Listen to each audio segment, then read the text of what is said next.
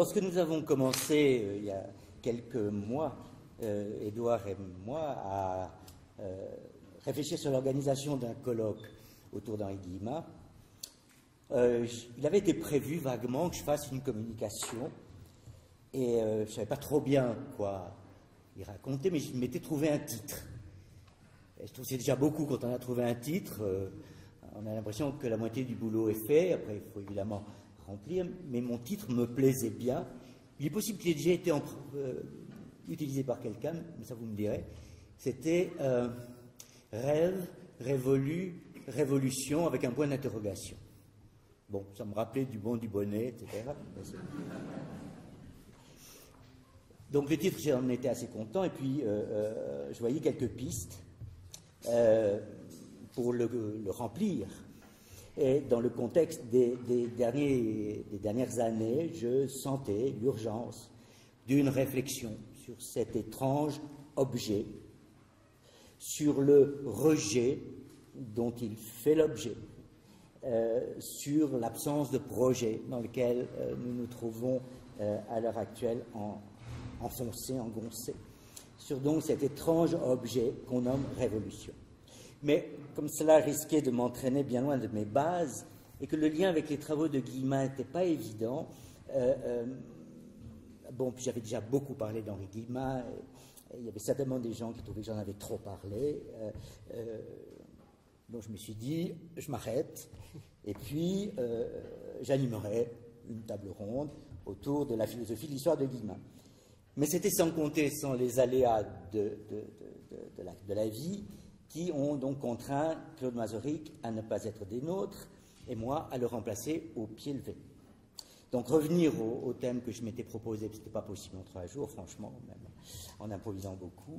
J'avais donc pas d'autre solution que de dégager du travail qui m'avait occupé depuis une année un thème qui puisse s'inscrire tout naturellement dans le cadre de ce colloque. Et ce travail, c'est donc un travail matérialisé dans ce livre sur, ce sont donc des conférences retrouvées d'Henri Guillemin sur la Révolution française. Le titre sur lequel nous sommes tombés d'accord était donc 1789-1792, 1792-1794, les 2 révolutions françaises. Alors, pour que vous compreniez un tout petit peu le sens de ce travail, il faut que je vous raconte une histoire, c'est presque une enquête. Il y a quelques années, est parvenu à l'association Présence d'Henri Guillemin un épais tapuscrit en provenance de Belgique qui contenait une transcription de conférences faites par Guillemin à la télévision belge en 1967, c'est-à-dire 20 ans avant le livre de Guillemin sur Robespierre. Cette transcription avait été réalisée par un fan de Guillemin, des fans belges, il en a, des fans, il en a partout. Ce fan, il s'appelle Jean-Marie Flémal. Le président de notre association m'a remis ce tapuscrit, parce qu'il ne savait pas très bien quoi en faire, pour que je puisse me faire, moi, une idée et que je vois si ça présentait un intérêt quelconque. Je dois dire que je fus assez vite convaincu de l'intérêt de ces conférences qui touchaient une période de l'histoire que Guillemin n'avait abordée que, effectivement, en 1987, avec le Robespierre, et à laquelle plutôt, il n'avait fait que des allusions un peu rapides dans ses écrits précédents sur 48, sur le 2 décembre, sur la Commune. Il y a quelques allusions à la Révolution française, mais ça ne va pas beaucoup plus loin. Donc ça veut dire qu'il n'a pas écrit pendant très longtemps sur Robespierre, il n'a pas écrit, mais il en a causé, il en a parlé. Et sur la Révolution française, il y a donc ces conférences. Je pense qu'il y en a d'autres. Le gisement des conférences de Guillemin est quasi inépuisable, étant donné le nombre de séries de conférences qu'il a faites partout, sauf en France, à la télévision et à la radio. Donc, je me suis aussi vite convaincu qu'il était impossible de publier cette transcription telle qu'elle, pour deux raisons essentielles. En dépit du travail considérable de Flémal, le texte comprenait de très nombreuses erreurs, je veux dire même des erreurs innombrables, en particulier les patronymes, les toponymes, mais pas seulement ça, il y avait plein de phrases qui étaient incorrectes, il y avait plein de moments où visiblement la suite des idées n'était pas nettement comprise. Mais à ces difficultés-là s'en ajoutaient d'autres. Nous n'avions pas les coordonnées de Jean-Marie Flémal. Il était perdu dans la nature, enfin perdu dans la nature en Belgique. Hein? Et il est toujours vivant. Mais pourquoi vous ne me l'avez pas dit? Non, mais on a fait plein de recherches et effectivement on n'a pas trouvé. Bon, ben, vous pourrez lui dire qu'il y a un livre qui paraît à partir de son travail, avec son nom cité, etc. Ben, bien sûr. Et je vais lui envoyer tout de suite. Bon. Donc voilà, nos recherches à nous se sont révélées infructueuses. Donc comme on ne pouvait pas avoir accès aux enregistrements sur lesquels il avait travaillé, évidemment, il y avait une preuve là que nous n'avions pas entre les mains. Mais pire encore, les enregistrements de la télévision belge ont été égarés. Ça, je crois que c'est Étienne qui s'en était occupé, enfin qui avait recherché ça, où il dorment, ces enregistrements au fond d'une armoire dont la clé elle-même a été perdue. Bon, pour quelle raison, j'en sais rien.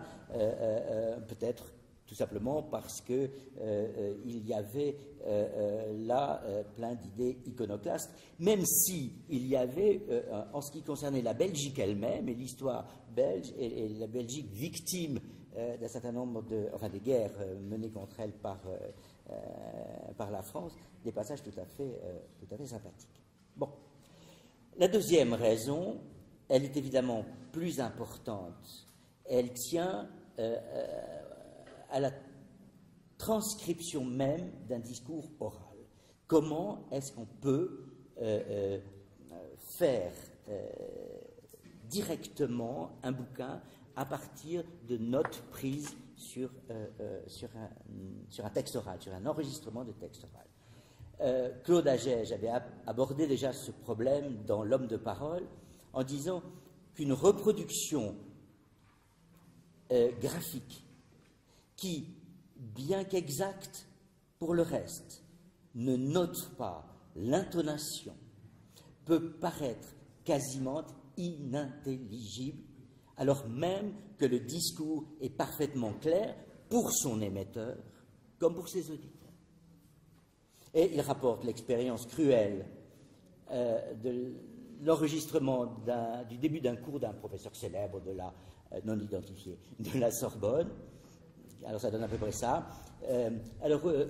Aujourd'hui, si vous voulez bien, enfin ça c'est un peu le self-service si vous voulez. Hein. J'ai plusieurs choses à vous proposer.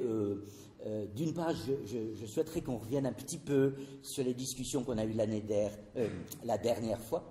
Tout le reste est bon.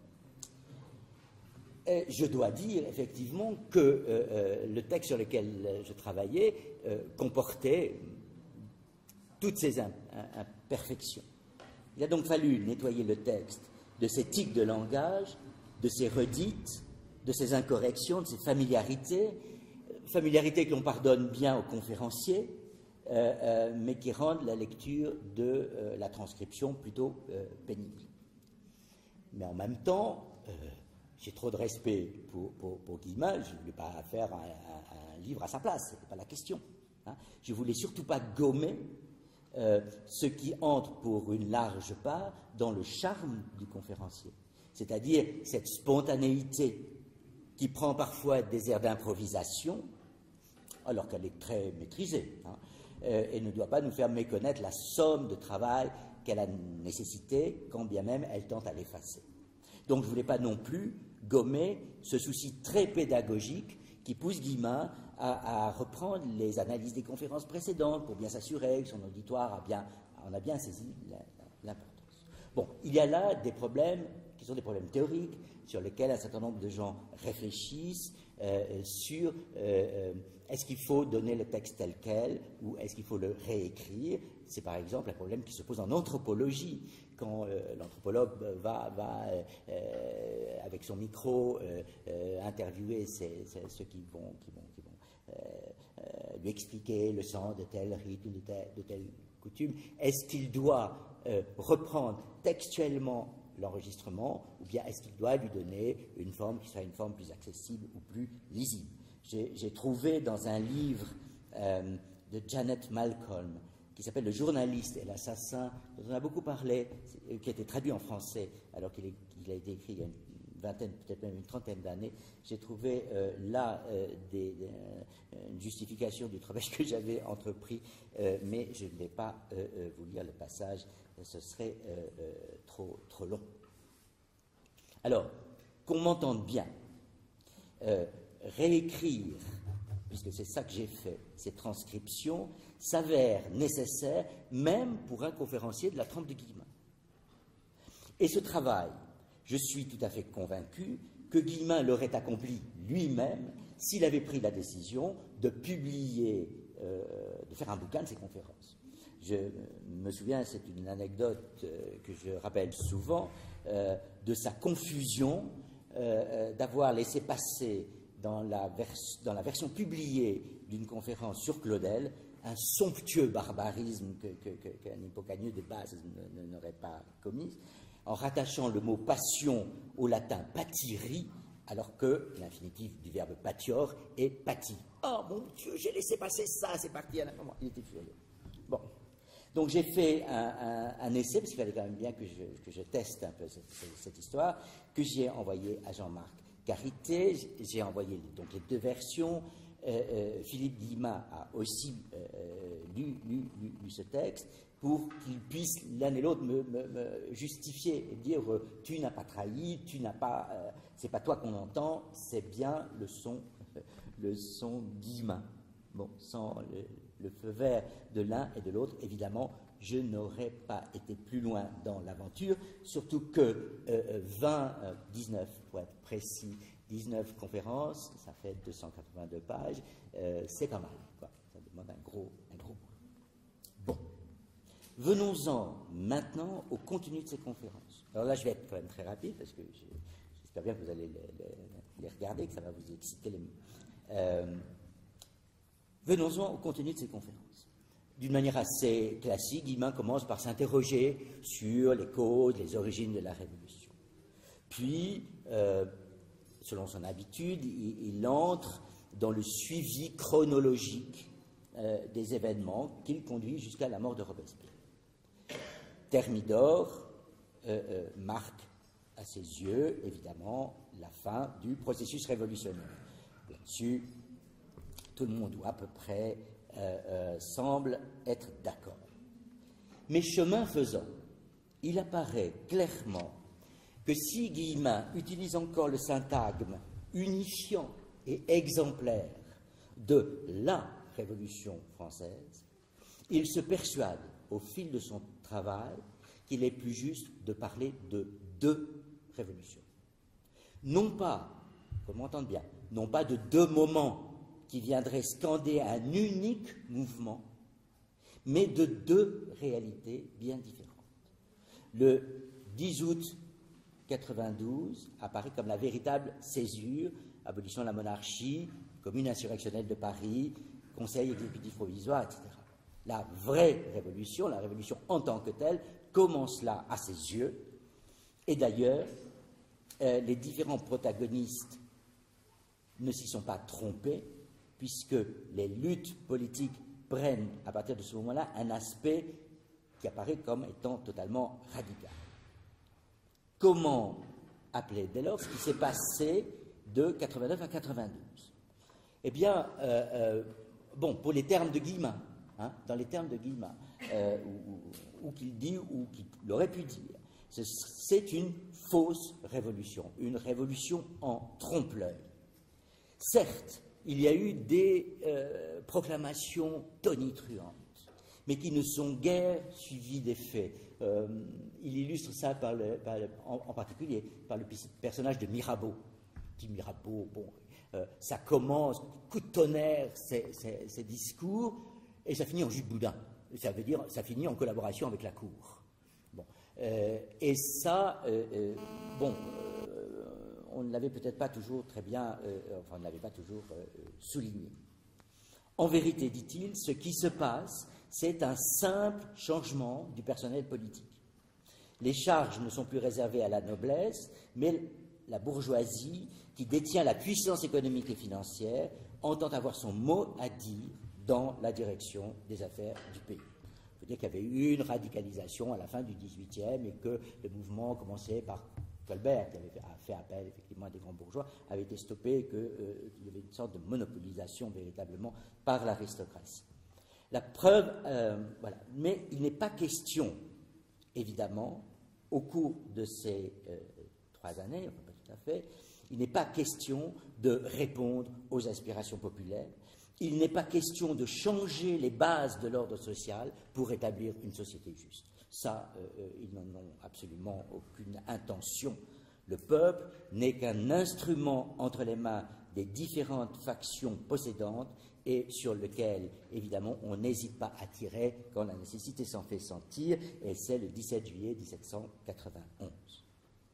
La révolution, la vraie, la seule, celle dont la seule évocation continue de faire trembler la classe possédante, ou c'est l'Arbin, ça c'est pour Onfray, commence le 10 août 92. Bon, je ne vais pas évidemment entrer dans les détails, on l'a fait ce matin, c'est la loi sur le maximum, c'est la déclaration des droits de l'homme et des citoyens, une nouvelle version, c'est l'établissement du suffrage universel par opposition au suffrage censitaire, c'est la vente des biens nationaux par parcelle et non plus globalement, ce qui permettait à des paysans, à des petits paysans de pouvoir effectivement y avoir accès. Voilà donc effectivement ce qui est la radicalité, la nouveauté radicale de la Révolution.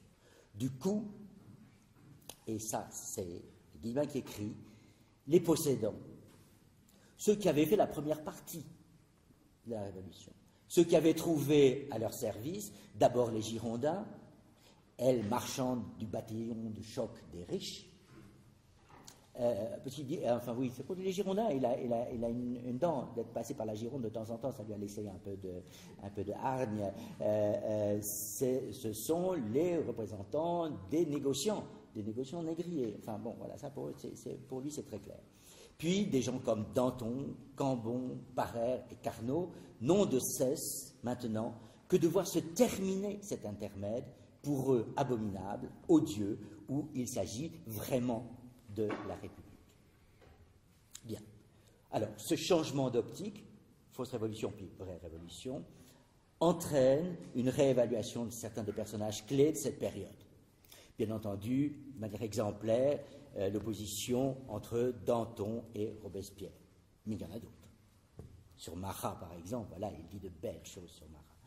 Henri Guillemin, nous le savons, n'hésite pas à s'en prendre aux idoles de l'histoire officielle. Et il ne mâche pas ses mots. Danton, invendu. Une mouche du coche, une grosse mouche verte et frombissante, pas davantage. Oh, ça va faire évidemment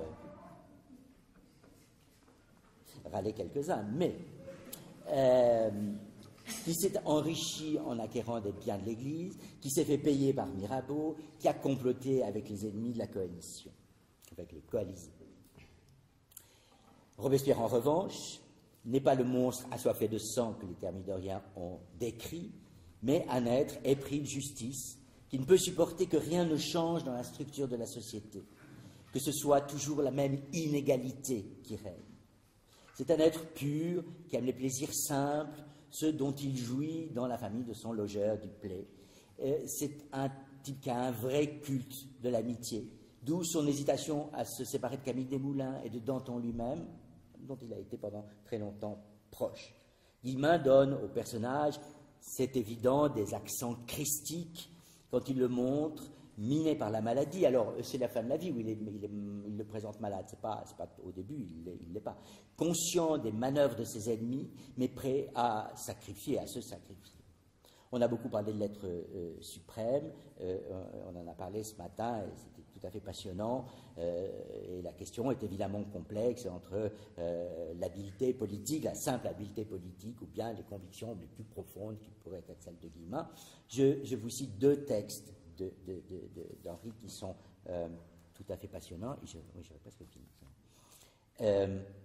Il cite un passage, je ne crois pas qu'il soit repris dans Robespierre, Politique et mystique, un passage de Renan dans ses souvenirs. Renan, dans ses souvenirs, nous a rapporté quelque chose qui me touche, dit-il. Il dit que quand il était gamin, il avait vu dans le pays de Tréguier un vieux bonhomme qui avait assisté à la fête de l'être suprême et qui conservait chez lui un petit bouquet de 3 fleurs qu'on avait donné à la foule ce jour-là. Et ce vieil homme avait parlé à Renan avec une émotion profonde de ce qui s'était passé ce 20 prairial. Preuve pour les yeux de Guillemin, aux yeux de Guillemin, que l'élément populaire a pu suivre à ce moment-là Robespierre. Et ceux qui ricanaient sous cape, ceux qui murmuraient contre lui, ceux qui le traitaient de tyran, pas trop fort parce qu'ils n'étaient pas très courageux, c'étaient les voltairiens de la Convention. Deuxième texte, c'est la fin de la dernière conférence. Je voudrais que la dernière image de Robespierre soit celle de cet homme, le 8 juin 1994, donc nous sommes le 20 prairial, le jour de la fête de l'être suprême, à la fête de la Convention, qui marche sur le champ de Mars, qui marche le cœur tout bouleversé, dans cette espèce de fête-Dieu ressuscité, qui est la fête de l'être suprême. Une fête-Dieu qui avait un sens nouveau, qui était toute jeune, toute nouvelle, toute brûlante. Bon, tout Guillemin est là, bien entendu, n'est-ce pas? Il est là à la fois dans la capacité qu'il a à prendre un petit symbole, le petit bouquet de fleurs, et lui attacher véritablement une signification symbolique qui passe au travers des siècles. Même chose pour le chapelet dans la fin fond de la poche de Verlaine, en train de se biberonner dans un troquet. Il sort son mouchoir, il sort un peu de sous, et tout d'un coup, il sort un chapelet. Et alors Guillemin s'arrête, il dit un chapelet. Alors quoi? Alors Verlaine. Ouais, bon. Voilà, les 3 petites fleurs, c'est la même chose. Et c'est beau parce que c'est tout simple. Bon. Après, pour l'idée de la fête Dieu, bon, on voit évidemment le côté convaincu du Guillemin croyant en 1967. Je parle bien de 1967. Et il conclut avec Victor Hugo. Victor Hugo, qui écrivait Les Misérables en 62, c'est-à-dire sous le Second Empire, disait « Les institutions n'y sont plus, certes, le moulin n'y est plus, mais le vent souffle toujours. » Et Guillemin débouche là-dessus. Ce vent, voyez-vous, il n'a plus jamais cessé de souffler. Il souffle maintenant sur le monde entier. Et après tout, il venait de loin, ce vent. C'était le vent de la Pentecôte. Bon, du point de vue du catéchisme, fête Dieu et Pentecôte, c'est pas la même fête, hein, mais enfin, bon, ça, c'est pas grave. Bon, reste une petite question dont je veux parler quand même, qui est voilà. C'est la question de ces événements tragiques que sont les massacres de septembre et la terreur. Comment Guillemin les lit-il dans ce texte? Alors qu'il a plusieurs attitudes, et puis je finirai vraiment comme ça. Il utilise parfois un argument qui vaut ce qu'il faut, c'est-à-dire pas grand-chose, qui consiste à dire les autres en ont fait autant. Avant, Saint-Barthélemy, tout ça, bon, ils ont fait pire même parfois. Deuxième argument, alors là, moi je vous présente comme il est, hein, c'est pas la faute de Robespierre au départ, mais celle de Danton, d'abord. Bon, c'est Danton hein, qui, dans un premier temps, réclame qu'une tête d'Aristote tombe par jour, chaque jour, n'est-ce pas? Bon, ensuite, il va devenir indulgent, il va des fois arrêter que le sang coule, mais au point de départ, ça n'a pas été une volonté expresse de Robespierre. Bon. Ensuite, c'est celle des ennemis de Robespierre, les Italiens, les Fouché, etc., n'est-ce pas, qui accélèrent les guillotinades pour qu'on accuse Robespierre lui-même de cet emballement. Vous voyez, les listes des suspects ah, vous savez, je viens d'apprendre que vous étiez sur la liste des prochains. Bon, alors évidemment, ça ne crée pas des amis pour Robespierre, ce genre d'argument. Voilà. Après, il dit, d'accord, c'est bon, le cateau qu'il est ne peut pas justifier totalement la violence, donc il dit c'est pas beau, d'accord, mais donc il y a eu d'inévitables bavures, et il le dit, hein. La reine, il n'est pas tendre avec elle, mais il dit qu'à la fin, quand même, elles étaient rachetées. Tout ça par Madame Roland, pourquoi l'avoir supprimée, ou la femme de Camille Desmoulins, enfin, voilà, et d'autres, et les prêtres qui n'avaient pas fait grand-chose de mal. Et ça, je laisse ce problème en suspens. Bon, mais il y a eu d'inévitables bavures, mais le moyen de faire autrement, quand s'exacerbent des luttes politiques, les luttes politiques, et que ça devient une question de vie ou de mort, non pas des protagonistes, mais du processus révolutionnaire lui-même. Après tout, à l'heure actuelle, j'entends beaucoup autour de moi, et je lis beaucoup, dire, bon, ah non, pas de violence, non, changer de société, mais pas violemment, non, mais pas d'appel hystérique à la violence, et quand moi je dis, par manière de provocation, pour rire, que les choses ne changeront pas tant qu'on n'aura pas mis quelques têtes de financiers au bout des pics, je me fais traiter de mélanchoniste, n'est-ce pas? Ce qui n'est pas le cas. Ce qui n'est pas tout à fait le cas. En même temps, et c'est le dernier point sur lequel je voulais insister, parce que je le trouve très, très judicieux, encore une fois, il a des mots très forts sur ce qu'il a, c'est moi qui l'appelle comme ça, mais c'est ce qu'il veut dire, des attendrissements à géométrie variable. N'est-ce pas?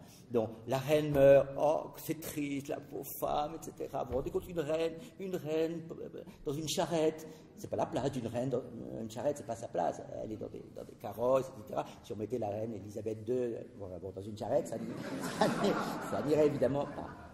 Bon, or Guillemin veut bien s'attendrir sur Marie-Antoinette, il veut bien, il le fait sincèrement, vraiment sincèrement, mais il ne veut pas qu'on oublie les victimes populaires.